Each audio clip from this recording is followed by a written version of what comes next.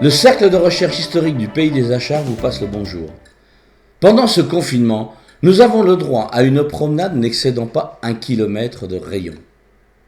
Curieux d'histoire, nous nous sommes posé la question de savoir ce que l'on trouverait dans ce périmètre. Eh bien, contrairement à ce que l'on pouvait penser, beaucoup de choses. Nous allons commencer par la légende historique de la chapelle de la Boule, plus communément appelée chapelle de Gimono. Pour tous ceux qui habitent la chapelle Achard depuis moins d'un demi-siècle, ne la cherchez pas, vous ne la trouverez pas. Pourtant, son souvenir flotte toujours sur le pays de la chapelle Achard. Tout môme, nous nous réussions sur la place de l'église afin d'organiser nos journées. Soleil d'été, sandales, short, casquette. Comme aujourd'hui les voitures se faisaient discrètes, l'espace nous appartenait. Il n'était pas rare qu'une de ces journées se passe dans les bas de Gimono.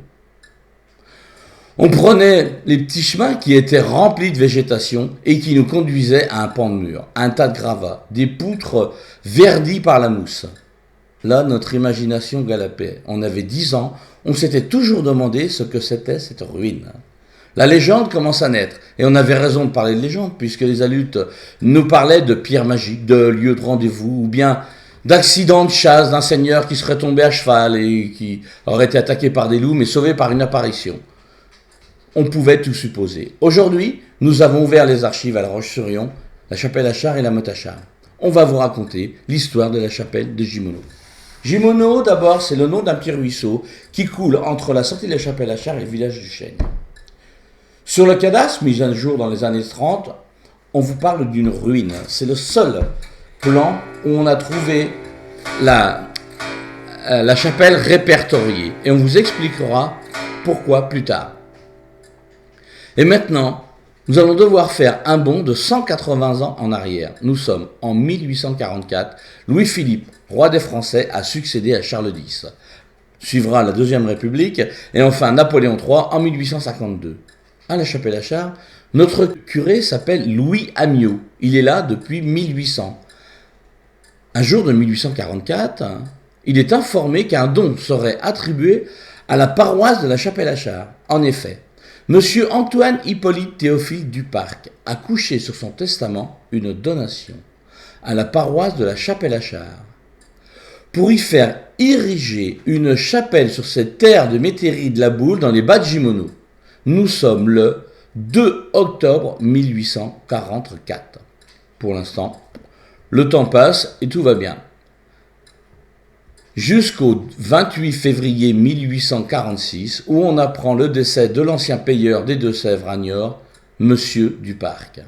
Quelques jours plus tard, on ouvre le testament et on peut y lire, au nom du Père, du Fils et du Saint-Esprit, ceci est mon testament. Alinéa 3, ma nièce, légataire universelle, Madame Gorgus, née Agathe Ville-Minot, où ses héritiers seront en outre tenus de faire élever une chapelle sur la métairie de la Boule, située sur la commune de la Chapelle-Achard, département de la Vendée. Au lieu d'un taillis près d'un pont de bois que j'ai fait construire sur le chemin qui conduit à ma métairie, il sera employé pour cette construction une somme de 5 000 francs. Ma nièce et ses ayants cause serviront une rente perpétuelle de 100 francs pour les messes et l'entretien de la chapelle. Le 4 mai 1846, le curé Amiot et la fabrique, qui était le conseil curial, entérinent le legs, et on attend, et on attend. On attendra 5 ans, on attendra 1851 pour recevoir le don. Mais entre-temps, beaucoup de choses ont changé à la chapelle Achard. En 1847, on assiste à la séparation de la paroisse de la chapelle Achard en 2 paroisses. D'un côté, Saint-Mathurin, de l'autre côté, la chapelle Achard.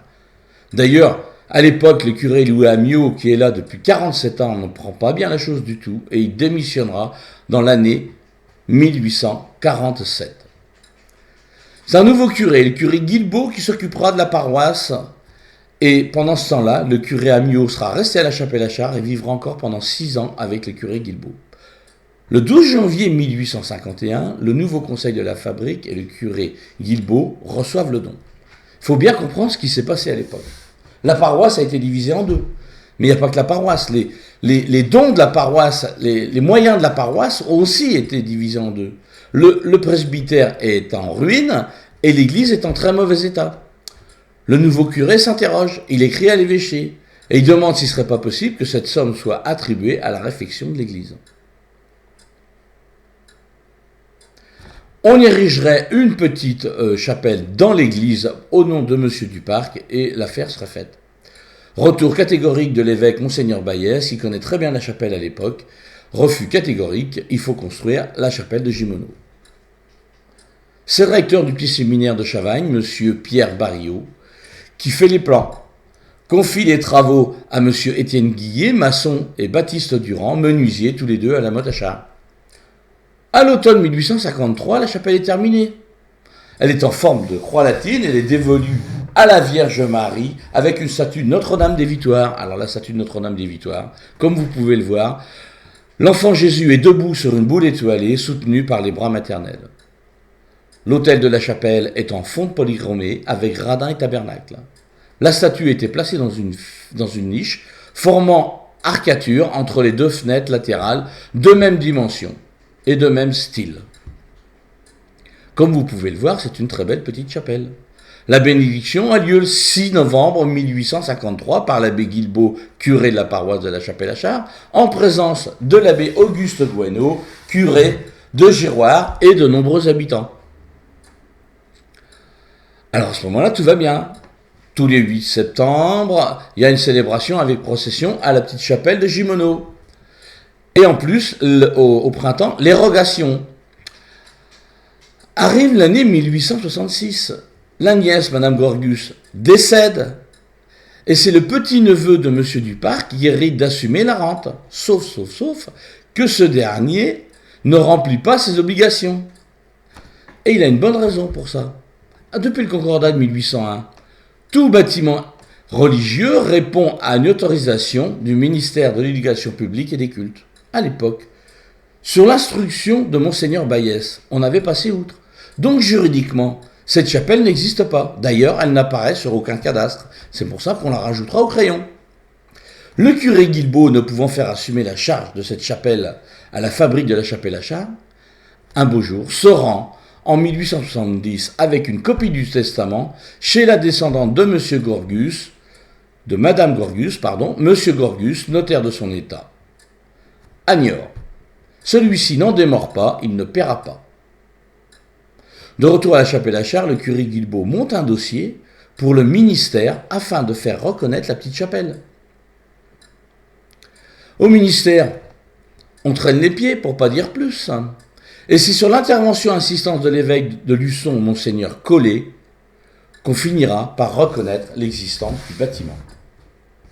Alors, que devient la rente perpétuelle? Les 100 francs pour l'entretien et les messes.